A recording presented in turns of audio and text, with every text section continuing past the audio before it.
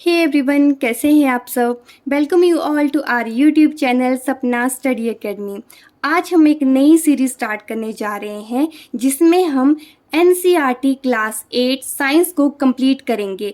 इसमें new syllabus के according आपके साइंस में टोटल 13 चैप्टर्स हैं। तो आज हम पढ़ेंगे एनसीईआरटी क्लास 8 साइंस का चैप्टर नंबर 1 फसल उत्पादन एवं प्रबंध, crop production and management. Basically इस चैप्टर में हम पढ़ेंगे कि फसल को किस तरह से उसका प्रोडक्शन होता है और साथ ही साथ उसका मैनेजमेंट कैसे किया जाता है। क्रॉप कहते किसे हैं? जब किसी एरिया में लार्ज स्केल पे एक ही तरह के आपके प्लांट्स उगाए जाते हैं तो उसे हम क्रॉप कहते हैं। जैसे मान लीजिए आपके पास पैडी है, पैडी मीन्स धान है, तो एक ही एरिया में हमने क्या किया हुआ है, धान के पौधे लगाए हैं, तो हम उसे क्या बोलेंगे, ये पैडी क्रॉप है, ये धान की फसल है। क्रॉप दो तरह की होती है, first is kharif and second one is rabi. ठीक है, जो खरीफ फसल है कौन से सीजन में उगाई जाती है, रेनी सीजन में, और इनका पीरियड क्या है, जून टू सितंबर। इट मीन्स कि जून में क्या है, इनके बीज बोए जाते हैं और सितंबर में ये सब कटाई वगैरह इनकी हो जाती है। तो इनके एग्जाम्पल्स हैं, कौन कौन सी आपकी खरीफ फसलें हैं, तो वो है मेज, सोयाबीन, पैडी, ग्राउंडनट। ये सब कौन सी फसलें हैं, खरीफ फसलें हैं। अगर रबी क्रॉप्स की बात की जाए तो कौन से सीजन की क्रॉप है, ये विंटर में, सर्दियों में ये उगाई जाती हैं। ठीक है, जैसे इनका पीरियड है अक्टूबर टू मार्च। मीन्स जैसे ही आपका थोड़ा हल्की सर्दी स्टार्ट होने लगती है, विंटर स्टार्ट होने लगते हैं, तो अक्टूबर में क्या कर देते हैं, बीज वगैरह बो देते हैं और मार्च में इनकी क्या हो जाएगी, कटाई हो जाती है। तो इनका पीरियड क्या है, अक्टूबर to March.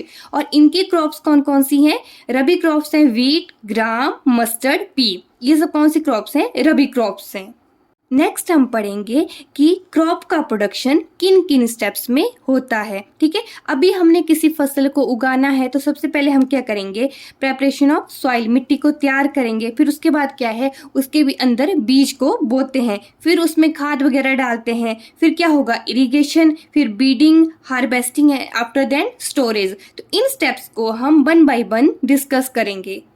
First step is preparation of soil, कि हम सॉइल को किसी भी क्रॉप के लिए किस तरह से रेडी करते हैं। तो सबसे पहले हम क्या करेंगे, जैसे हमारे टूल्स होते हैं, जैसे हल वगैरह हो गया, तो हम क्या करते हैं, उसकी हेल्प से मिट्टी को थोड़ा सा लूज करते हैं, उससे पलटते हैं। ठीक है, बाद में क्या होता है, जैसे हमने मिट्टी लूज कर दी तो जैसे आपका पौधा उगता है, जो क्रॉप धीरे धीरे उगना स्टार्ट होगी, तो उसकी जो रूट्स हैं अंदर अच्छे से पेनिट्रेट हो सके।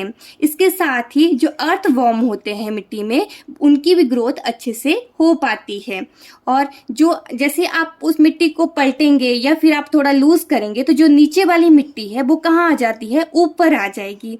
ओके, जिस वजह से जो न्यूट्रिएंट रिच सॉइल होती है वो कहाँ रहती है, टॉप पे रहती है, जो क्रॉप के लिए बहुत ही आपकी यूजफुल है।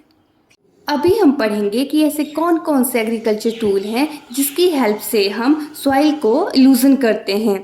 तो आपके पास डिफरेंट टाइप्स ऑफ टूल्स होते हैं। फर्स्ट हम पढ़ेंगे प्लो। ठीक है, प्लो कुछ इस तरह का होता है, किसकी हेल्प से हम इसे ड्राइव करते हैं, एनिमल्स की हेल्प से। सेकेंड है आपका हो, जिसे हम कुदाली कहते हैं, तो ये भी आपका एनिमल्स की हेल्प से ही हम इसे सॉइल को लूज कर सकते हैं।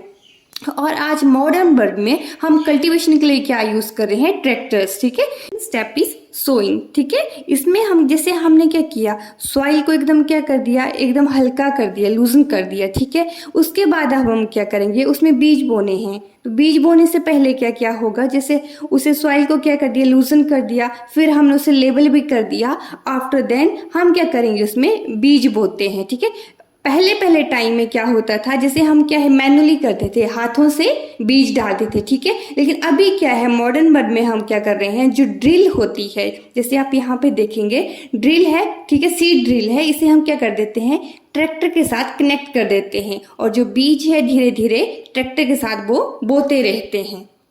अभी क्रॉप की प्रोडक्शन को और बेटर बनाने के लिए हम उसमें यूज करते हैं एडिंग मैन्यूर एंड फर्टिलाइजर्स, और ये हमारा थर्ड स्टेप है।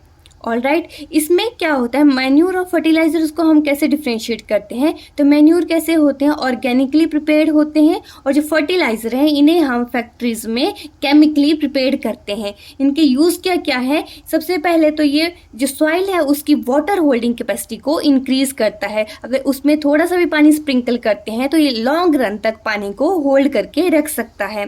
इसके साथ ही साथ ये सॉइल को पोरस बनाता है, और जो इसका टेक्सचर है वो भी उसे इंक्रीज करता है, इम्प्रूव टेक्सचर प्रोवाइड करता है। अगर हम फर्टिलाइजर्स की बात करें तो ये रिच इन न्यूट्रिएंट्स होते हैं as compare to organic manure जो है। ओके, क्योंकि फैक्ट्रीज में प्रिपेयर्ड है, केमिकल्स इतने यूज हुए हैं तो न्यूट्रिएंट्स भी क्या है, ज़्यादा प्रोवाइड करते हैं। लेकिन अगर हम इसका एक्सेसिव यूज करते हैं तो ये हार्मफुल भी हो सकते हैं। नेक्स्ट स्टेप इज इरिगेशन, सिंचाई। लैंड को प्रॉपर वाटर सप्लाई करना ही इरिगेशन है। इसमें डिफरेंट मेथड्स होते हैं, जैसे ड्रिप इरिगेशन या फिर आपका स्प्रिंकल इरिगेशन। स्प्रिंकल इरिगेशन कहाँ पे होता है, जैसे अनइवन सा लैंड है वहाँ पे क्या करते हैं, स्प्रिंकल इरिगेशन का यूज़ करते हैं। वैसे ही जो ड्रिप इरिगेशन होता है उसमें डायरेक्टली रूट्स में आपके डायरेक्ट पानी दिया जाता है। क्रॉप के साथ साथ कुछ ऐसे अनवांटेड प्लांट्स भी होते हैं जो सॉइल में से न्यूट्रिएंट्स को एब्जॉर्ब कर लेते हैं, जिस वजह से जो क्रॉप की क्वालिटी है वो बिल्कुल डिक्रीज हो जाती है। तो इस तरह के अनवांटेड प्लांट्स को हम वीड्स कहते हैं। अब इन्हें हटाने के लिए हम different types of chemicals use करते हैं। Next step is harvesting. Harvesting एक ऐसा स्टेप है जिसमें जैसे ही आपकी क्रॉप मैच्योर हो जाती है तो हम उसे या तो मैनुअली काटेंगे या फिर मशीन की हेल्प से काटते हैं। मशीन की हेल्प से काटने पे उसमें जो वर्क है, जो ह्यूमन वर्क है वो भी कम रहता है। आफ्टर हार्वेस्टिंग हम लोग थ्रेशिंग करते हैं। जो भी आपका ग्रेन्स होता है, जो उसका बाहर का छिलका होता है, उसे उतारने के लिए हम थ्रेशर्स का यूज़ करते हैं। फिर थ्रेशिंग के बाद हम करते हैं विनोइंग। जितना भी आपका थोड़ा बहुत जो भूसा उसमें बच जाता है उसे हमने दूर करने के लिए विनोइंग करते हैं। लास्ट स्टेप है स्टोरेज, कि फार्मर्स जो ग्रेन्स का स्टोरेज कैसे करते हैं। तो जैसे कि आप लोगों को पता है जो हार्वेस्टेड ग्रेन होती है उसमें ज़्यादा मॉइस्चर होता है, इस वजह से इसके ख़राब होने के चांसेस भी ज़्यादा रहते हैं। तो इसके लिए हम नीम लीव्स का यूज़ कर सकते हैं, या फिर कुछ ऐसे केमिकल्स होते हैं जो माइक्रो ऑर्गेनिजम्स को किल करते हैं, जो ग्रेन्स को डिस्ट्रॉय कर सकते हैं। तो ये थे ऐसे स्टेप्स जो यूज़ होते हैं हमारे क्रॉप प्रोडक्शन में। तो इसी के साथ ही हमारा ये chapter crop production and management यहीं पे फिनिश होता है। कल हम नेक्स्ट चैप्टर स्टार्ट करेंगे। तब तक के लिए thank you, and please do like, share and subscribe to my YouTube channel. Thank you.